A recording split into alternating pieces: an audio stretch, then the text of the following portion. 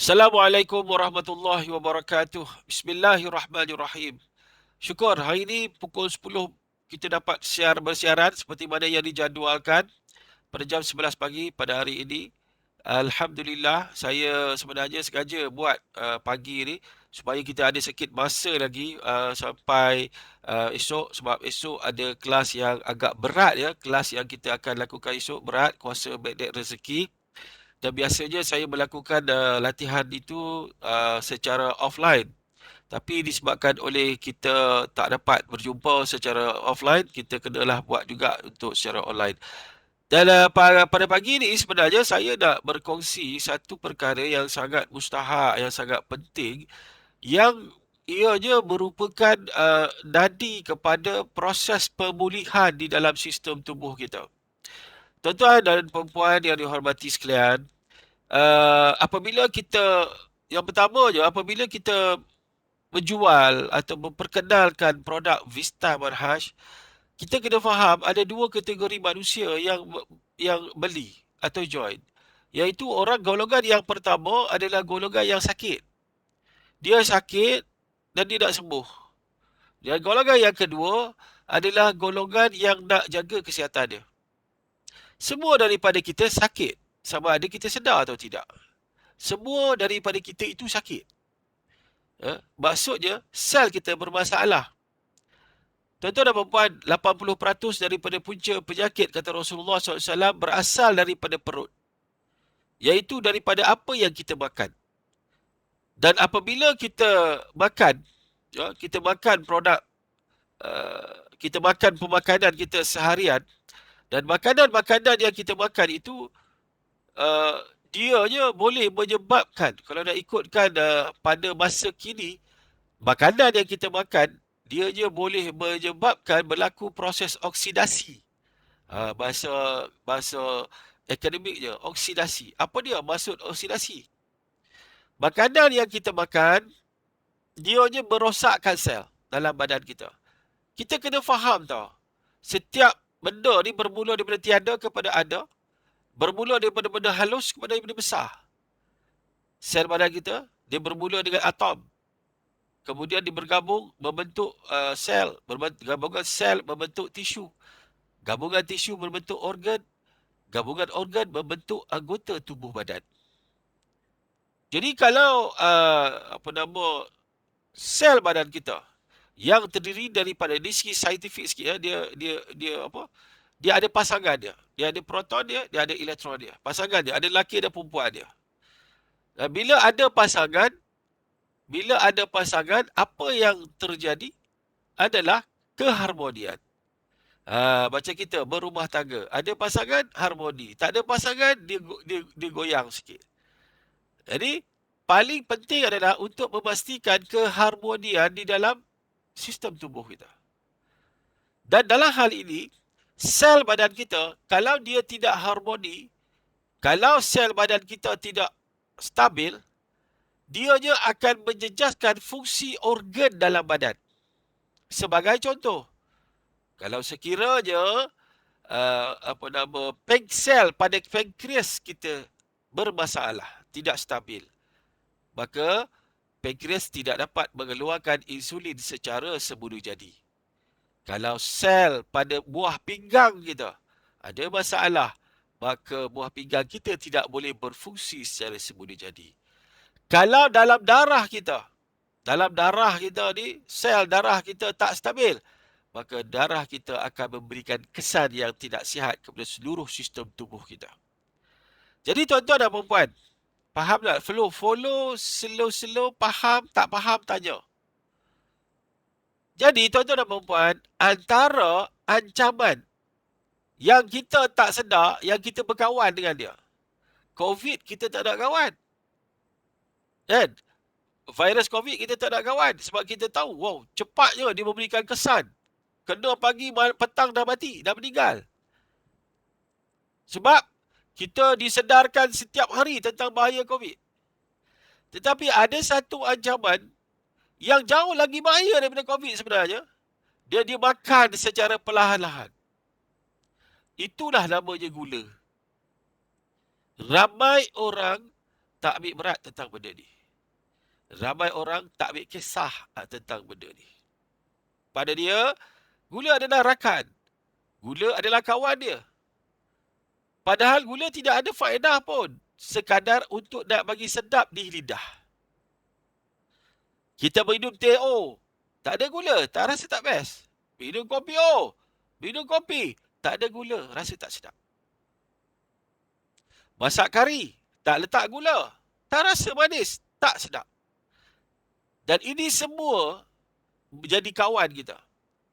Tapi tahu tak kita bahawa kita pengambilan gula yang berlebihan menjadikan Malaysia negara nombor 1 di Asia paling top sekali menghasilkan mereka yang berpenyakit kronik. Jadi tuan-tuan dan puan-puan, pada pagi ini, saya nak kongsikan dengan tuan-tuan dan puan-puan tentang apa itu gula. Ramai orang tak tahu gula pasir yang saya maksudkan.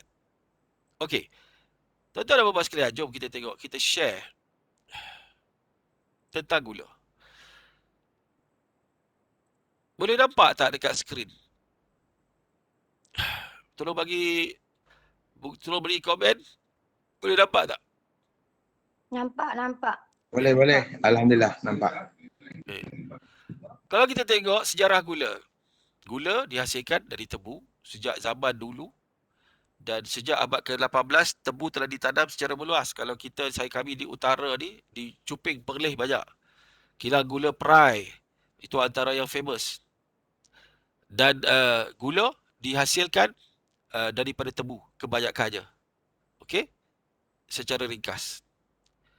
Kajian Kesihatan Morbidity dan Kesihatan Kebangsaan pada tahun 2015 mendapati 17.5% penduduk berusia 18 tahun ke atas mengidap diabetes tahap 2. Penyakit kencing manis dah jadi penyakit biasa. Orang tak peduli, tak kisah sangat pun. Kena kencing manis? Okey. Pada tahun 2015, penduduk dunia disahkan mengidap kencing manis dengan sejumlah 425 juta orang. Dan dijangka meningkat ke 522 juta menjelang 2030. Adakah anda salah seorang daripada 522 juta ni? Syarifah, dah ada kencing manis belum? Kak Sah, dah ada diabetes belum? Tak ada. Tak ada, ha? Ada.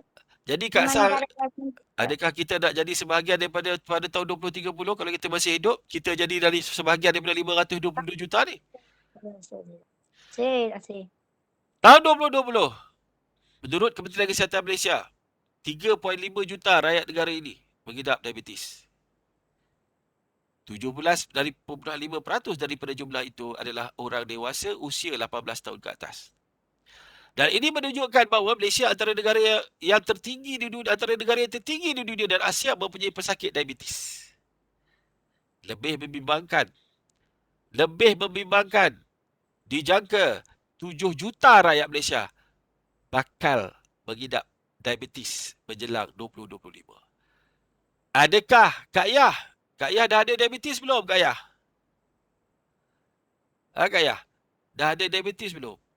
Kalau belum, adakah Kak Yah nak jadi sebahagian daripada 7 juta bakal pesakit kencing manis pada tahun 2030? Okey? Gula ni apa? Gula ni karbohidrat, larut air dan manis yang dihasilkan dari tebu. Dan dia melalui proses refining, proses pembersihan. Ini yang saya nak terangkan sekejap lagi sebahagian daripada masalah gula ni. Proses refining atau proses pembersihan untuk hasilkan gula warna putih yang digunakan sekarang. Gula putih dipanggil sucrose. Jadi tuan-tuan dan puan-puan sekalian, kalau kita lihat, ini saya cerita lebih kepada saintifik. Saya tak berhasrat nak kupas secara saintifik. Tetapi pada asasnya, gula ni, dia boleh menyebabkan berkumpulnya lemak. Dia cerita dia macam ni, secara lebih santai. Saya nak berkongsi daripada pengalaman Dan pelajaran yang saya belajar daripada video-video Dr. Norman. Tuan-tuan dan perempuan sekalian, halo, boleh dengar tak? Gula, kita ambil daripada Boleh dalam dengar. minuman, kita ambil dalam makanan, masuk dalam badan. Kalau kita ambil sedikit, sedikit itu okey bagi orang yang tak ada masalah penyakit kronik. Tetapi walaupun sedikit, ianya sudah tidak okey kepada orang yang ada masalah penyakit kronik. Faham? Kalau dia dah kena kencing manis, kalau dia dah kena kanser, dia dah kena darah tinggi, dia dah kena gout, sedikit itu pun tak boleh. Ada orang tak banyak, Cik Bro, saya minum sedikit-sedikit je. Sedikit itu kalau tiap-tiap hari ambil, jadi banyak tak? Tuan-tuan dan perempuan sekalian. Gula, dengan elok ya, saya nak cerita ni sebagai satu cerita yang mudah. Masuk dalam badan, gula masuk dalam badan. Apabila dia masuk dalam badan, dia hanya boleh ditukar kepada gula masuk dalam badan, dia hanya boleh ditukar kepada tenaga di dalam sel. Gula masuk dalam badan, ya, lepas tu dia hanya boleh ditukar melalui sel. Tetapi sel ada pintu. Bila sel dah penuh, pintu akan tertutup. Insulin yang dihasilkan oleh pankreas, kerja dia sebagai transport, dia tolak gula masuk dalam sel. Itu kerja insulin. Ni kena faham molek-molek ni. Itu kerja insulin. Tahu insulin? Insulin yang dihasilkan dalam pankreas, kerja dia untuk tolak gula yang masuk dalam badan pergi ke dalam sel. Dan sel badan kita ada pintu. Penuh, tutup. Boom, tutup. Bila penuh, tutup. Akhirnya, satu-satunya sel yang masih terima banyak mana sekalipun gula, iaitulah yang dipanggil sebagai lemak. Sel lemak saja yang akan terima sebanyak mana sekalipun gula. Sel lemak banyak mana pun dia akan terima sebagai gula. Kena faham ya tu ya? Maka terjadilah lembakan sel pada sel lemak dan dalam darah. Sebab tu tak tepat panggil kencing manis. Dia sebenarnya gula dalam darah. Sebab bila gula tak boleh masuk dalam sel, maka dia akan tolak ke sel lemak, dia akan tolak kepada darah kita. So, apa jadi? Yang pertama, obesity. Nak turunkan berat badan, itu berpunca daripada gula yang berlebihan dalam badan kita. Nak turunkan berat badan, berhenti gula. Sebab gula, banyak mana kita makan pun, dia akan tetap pergi kepada, akhirnya dia akan pergi ke sel lemak. Sebab sel lain, ada bila dah penuh, dia akan tutup.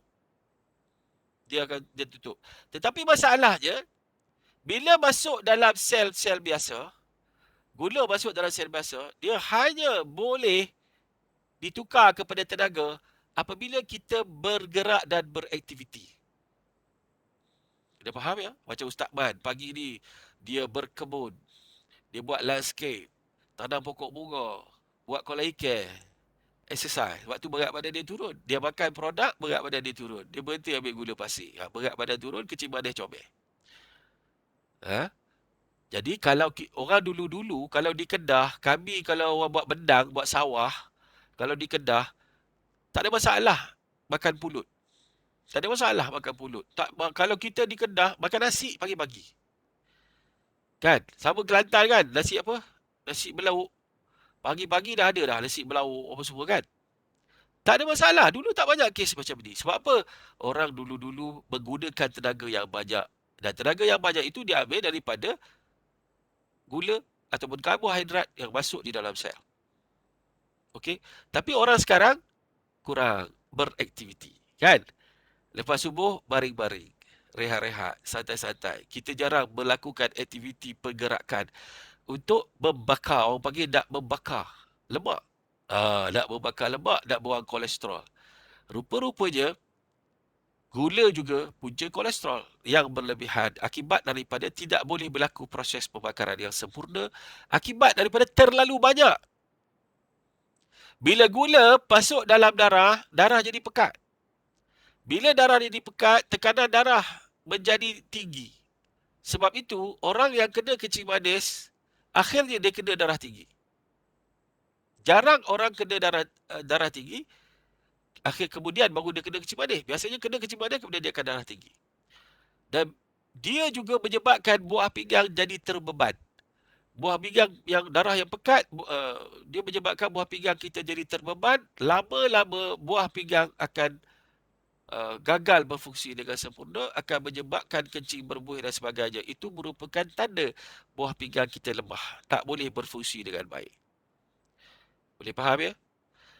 Apakah yang menyebabkan berdampak banyak yang gula dalam badan kita? Sebabnya kita tak faham. Kita tak faham satu perkara. Kita ingat gula pasir sahaja yang menyebabkan kita bahaya. Tetapi sebenarnya apa saja benda, makanan yang kita makan dalam bentuk contoh tepung, buat roti canai, buat mi, buat bihun, tepung, itu nasi contohnya. Itu juga bila masuk dalam badan, dia tukar kepada gula, pun pergi ke sel. Penuh sel, pergi sel lemak. Dan pergi kepada sel darah. Tuan-tuan dan puan faham tak ni? Yang saya nak fahamkan ni, tuan-tuan. Okey. Dan apabila gula terlalu banyak, maka akan berlaku yang dipanggil sebagai dipanggil sebagai sugar resistant, ataupun macam ni. Nak faham benda ni, bila gula terlalu banyak, bila gula masuk sikit-sikit, pankreas dapat kesan. Kan kita tahu badan kita ni ada scan, dia boleh scan. Dengar elok ni, benda ni semua ada nak kena cakap kat orang ni. Bila dia scan, oh ada gula. Maka pankreas akan keluarkan insulin untuk tolak masuk ke dalam sel. Tetapi tuan-tuan dan puan, bila dah terlalu banyak, apa yang akan terjadi? Bila dah terlalu banyak, apa terjadi? Pankreas dah jadi bodoh. Bahasa tepatnya, pankreas jadi bodoh. Macam mana yang kata pankreas jadi bodoh ni? Macam ni. Dengar elok-elok ni. Macam mana? Macam ni. Kita kan, katalah, kita dah tak jumpa kawan sekolah kita, mungkin dah 20 tahun tak jumpa. Tiba-tiba pergi sembahyang hari raya, terserempak dengan dia dekat masjid. Apa terjadi? Kita dah, lama tak jumpa. Kita rasa seronok. Kita rasa, lama tak jumpa, meriah, seronok. Tapi tiba-tiba, seminggu lepas tu, dia pindah duduk sebelah rumah kita. Adakah kita akan bereaksi seperti itu? Tak kan? Dah biasa duduk kat rumah kita, biasa lah. Anak kita lama tak balik. Bila balik, macam-macam kita layan dia. Tetapi kalau dah biasa, duduk je, anak yang duduk yang kat rumah, kita dah biasa dah. Sama juga, kalau dah gula makin banyak, lama-lama pankreas jadi bodoh, dia jadi okey. Dan itu menyebabkan prestasi pankreas untuk menghasilkan insulin supaya dia dapat tolak gula masuk dalam sel tidak meriah, tidak aktif seperti sebelum-sebelum ni. Kena faham begitu ya. Dan tuan-tuan dan puan-puan sekalian, gula ni bila dia masuk dalam badan kita, ingat tak saya cerita apa yang kita makan yang bahaya, dia akan ambil pasangan sel. Dia akan sangat aktif. Sebab gula ni dia akan sangat aktif untuk curi pasangan dalam sel badan kita. Sel kita ni betul bertrilion tuan-tuan dan puan-puan. Tetapi kalau dah hari-hari, pagi, petang, siang, malam, kita ambil makanan kita pula makanan yang tidak sihat. Makanan kita ada pengawet, makanan kita ada GMO, makanan kita ada gula berlebihan, karbohidrat yang terlalu banyak dalam badan kita. Ini semua adalah ejen. Ini semua adalah ejen mencuri sel, pasangan sel. Sehingga menyebabkan sel kita tidak harmoni, dan dengan itu apa terjadi? Sel tak harmoni. organ tak boleh berfungsi dengan baik. Itu yang orang kena penyakit-penyakit kronik, tuan-tuan. Malah lagi dahsyat bagi orang yang kena penyakit kanser. Orang yang kena penyakit kanser, satu perkara yang wajib dibuat kalau kita jumpa orang bersakit kanser, wajib berhenti sepenuhnya gula. Wajib berhenti sepenuhnya gula pasir. Kurangkan makan nasi. Dan amalkan pemakanan sihat yang boleh memberikan dia rasa kenyang. Nasi, roti canai, itu cerita ada tu. Roti canai, nasi, mi, apa semua kena kurangkan. Sebab itu, terapi terbaik untuk merawat mereka yang mengalami masalah kronik, first sekali, berhenti gula pasir. Pertama sekali, berhenti gula pasir. Kanser, makanan yang paling kanser suka adalah gula. Makanan yang kanser paling suka dan dia akan membiak adalah gula. Ramai orang tak sedar. Ramai yang jaga orang sakit kanser, dia tak sedar. Dia bagi makan benda-benda yang sebenarnya benda-benda itu tidak sihat. Okey. Jadi, begitu juga dengan gout. Bila banyak sangat gula dalam darah, dia akan pergi kepada sendi, berkumpul dekat sendi, menjadi asid yang menyebabkan sakit di bahagian sendi. Itu dipanggil gout.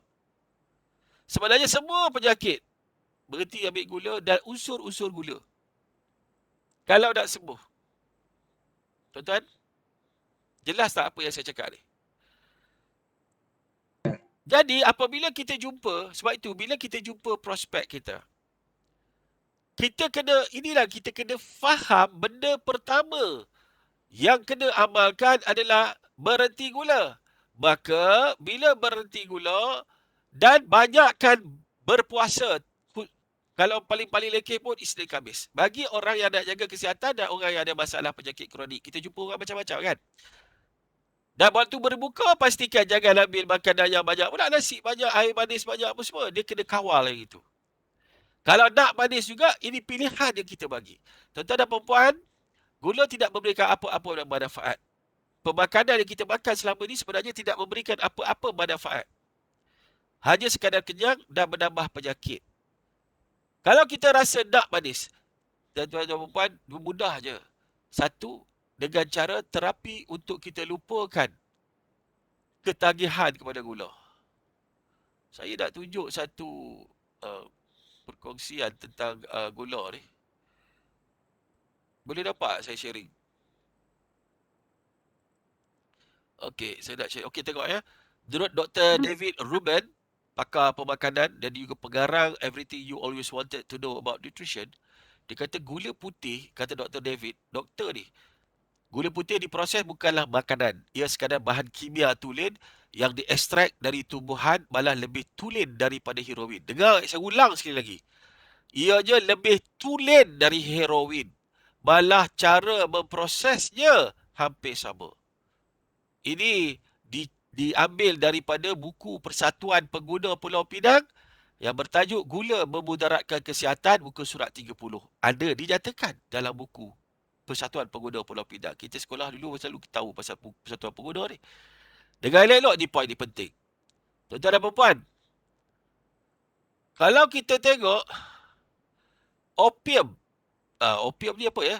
Yang diekstrak daripada pokok popi ditapis menjadi morfin. Kemudian jurutera kimia mengisar dan menapis morfin menjadi heroin. 6 jenis bahan kimia yang digunakan untuk sampai ke peringkat heroin, kemudian kita telan semasa sakit, iaitu Panadol. Ini salah satu lagi tu. Tuan-tuan dan perempuan sekalian, kita tengok, saya nak tengok ni. Nampak tak ni? Boleh nampak tak semua? Ini adalah suasana di dalam kilang gula. Kilang memproses gula. Selepas diproses, keluar gula warna perang. Peringkat awal je. Sedangkan gula kita warna putih. Ini sebelum diproses. Nampak? Ini sebelum diproses. Tu dia. Tengok. Maka, bahan untuk memutihkan gula. Bahan pemutih. Ingatkan baju je bahan pemutih. Gula pun bahan pemutih. Dia kena jadi putih kan? Bukan perang. Digunakan satu bahan kimia yang dinamakan sebagai sulfur dioksida. Sulfur dioksida. Tuan, dengar elok-elok ni. Dan bahan kimia yang kedua adalah kalsium fosfat. Kalsium fosfat ni biasanya diproses daripada tulang. Dan biasanya tulang binatang. Binatang apa tak tahu. Kemudian nak bagi jernih jadi kristal. Bukan cakap yang tadi dua kimia tadi bagi putih. Tapi nak bagi jernih seperti kristal, maka asid saya ulang, asid fosforik dan kalsium hidroksida diadun menjadi kalsium fosfat dan kemudian dicampur dalam gula. Maka itu, pengawet itu menjadikan gula tak expired. Ada gula ada tarikh luput tak? Tak ada kan? Gula tak ada tarikh luput. Sebab ini chemical yang masuk dalam badan. Dan ini memang sudah tentu menjejaskan sel dalam badan kita. Kementerian Kesihatan isytihar perang pada gula. Had baru WHO kata tak boleh lebih 5% kalori harian atau 6 sudu teh gula sehari. Bagi orang yang dah kena penyakit kronik, 1 sudu pun tak boleh. Dr. Norman Muhammad Norawi, penulis gula adalah racun. Gula jika diambil secara berlebihan setiap hari menjadikan darah kita semakin pekat dan berasid. Organ pankreas terpaksa bekerja keras dan memuncakkan penghasilan insulin untuk mengimbangkannya. Lama kelamaan ia akan lemah dan terjadinya rintangan insulin. Insulin dah makin kurang. Itu yang orang kena injek insulin. Sebab insulin pankreas dah lemah. Pasal dia kena buat kerja. Kalau kita kena buat kerja 24 jam sehari, 24 jam sehari, lama-lama dia cepat rosak. Jahanam pankreas. Bila jahanam pankreas tak boleh keluar insulin, sel badan kita akan bermasalah. Itu yang menyebabkan risiko penyakit kronik. Jadi kalau nak sihat, tuan-tuan dan puan-puan, kepada orang customer kita, ahli kita, prospek kita, mulakan dengan nak sihat. Betul? Nak sihat? Betul. Betul nak sihat? Kalau betul nak sihat, tolong berhenti gula. Dan gula ni tuan-tuan, banyaklah. Nanti saya masukkanlah dalam WhatsApp. Contoh je ni. Dr. Robert Lustig, seorang lagi pakar pemakanan yang terkenal. Dr. William Corda Martin labelkan gula sebagai racun. Lama dah, tahun 1957. Racun! Malah bahayanya gula masuk dalam badan. Kalau kita ada vitamin dalam badan, kalau kita ada mineral dalam badan, dia akan serap, dia akan makan. Ini bahaya gula sebab dia ada chemical. Dia akan makan. Dia akan makan vitamin kita. Dia akan makan zat mineral yang ada dalam badan kita. Sebab itu, kita bagi tahu orang yang nak sembuh penyakit kronik dia, kecil manis, darah tinggi, sakit jantung ataupun orang yang sihat tapi dia jaga kesihatan dia sepatutnya berhenti gula. Kalau dia masih makan gula, maka tak akan memberikan penyembuhan yang sempurna. Faham tak? Hello, faham tak?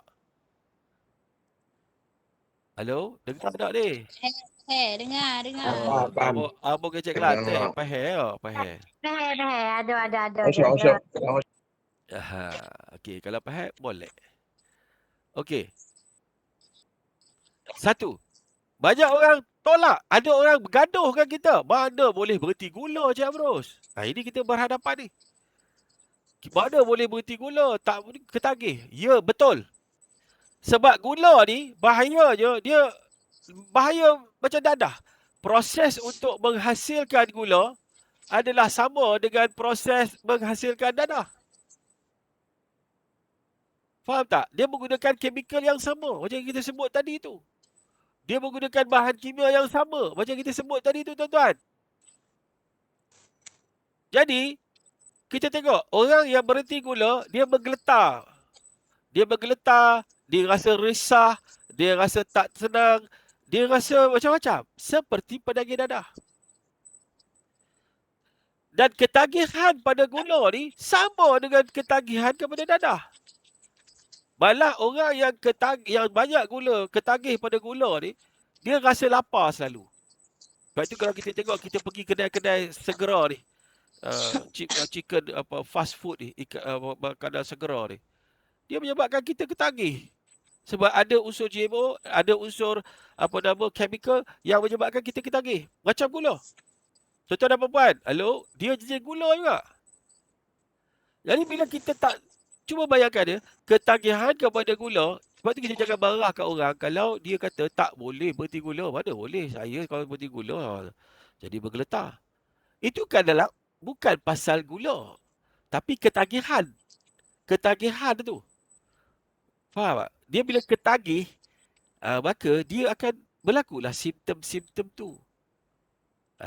Jadi cara dia untuk kita, salah satu kaedah dan cara untuk terapi. Sebenarnya kalau kita boleh lupakan gula 100 hari, terapi dia 100 hari tak ambil gula langsung. Tahan diri. Macam pedaging dadah lah duduk kat pusat serenti. Kena macam itu sebenarnya. Malah sebenarnya kesan dan pedaging ke gula lagi teruk daripada pedaging dadah. Sebab orang pedaging dadah sebelum dia mati tak ada pula dia kena potong kaki. Tapi orang yang kena kecil manis sebelum mati buah pinggang rosak, kaki kena potong. Teruk lagi kesan daripada orang yang ketagih kepada dadah. Jadi ketagihan ni nak kena buang. Ketagihan ni nak kena buang tuan-tuan. Ini jihad kita ni. Pada saya ini fardu kifayah yang kita kena dakwahkan kepada semua orang supaya berhenti gula. Jadi cara dia adalah jangan sentuh gula, tahan diri, jangan sentuh gula. Kurangkan pengambilan makanan yang mengandungi gula. Dalam minuman, dalam makanan. Kurangkan. Berhenti terus kalau boleh. 100 hari berhenti terus, insya-Allah kita boleh lupa. Otak kita akan hilang dia punya memori ketagihan gula. Dan salah satu inisiatif daripada kita Vista Manhaj, kita hasilkan, waktu kita hasilkan apa? Kita hasilkan Steve Vista. Macam yang ada gambar kat belakang saya ni. Besar, Steve Vista saya besar dekat belakang. Stevia ini telah terbukti sejenis daun yang bila campur dengan air manis tapi letak atas lidah, bawah lidah pahit. Dia tak macam gula. Kalau gula, letak bawah lidah ke, atas lidah ke, tetap pahit juga. Tuan-tuan dan puan-puan. Jadi, bila kita ambil, sebab daun stevia ni adalah daun yang ada dalam produk kita, kita menggunakan daun daripada 3 benua. Dia ada 3 daun, 3 jenis daun yang dimasukkan daripada 3 benua, daripada Asia, Afrika dan juga Amerika Selatan. Itu stevia dia, grade tertinggi yang mana dia tak bahaya. Walaupun dia manis tapi dia tidak bahaya. Faham tak? Dia tak bahaya, dia tidak ada unsur karbohidrat. Kalau kita minum satu botol pun tak memberikan kesan pada badan kita. Malah dia bersifat alkali yang membantu untuk detox, buang racun yang ada dalam badan. Itu dia. Daun penawar buang racun dalam badan. Itu kelebihan stevia. Alright? Dan tak bahaya. Manis dia tak bahaya. Cuma je ada orang kata tak puas lah sebab dia masih ada dalam badan dia dadah. Yang diproses bersama dengan gula di kilang gula sana tu. Jadi kurang-kurang pun ambil stevia sebab dalam tu ada daun stevia daripada 3 jenis benua dimasukkan dalam tu dan di situ dia kurang-kurang pun ada rasa manis dan kita boleh membantu untuk mengurangkan gejala ketagihan dalam proses tu. Tetapi hebatnya Stevista kita yang dikeluarkan oleh Vista Manhaj, hebatnya Stevista kita adalah kerana apa? Adalah kerana dalam dia masukkan daun Melissa officinalis.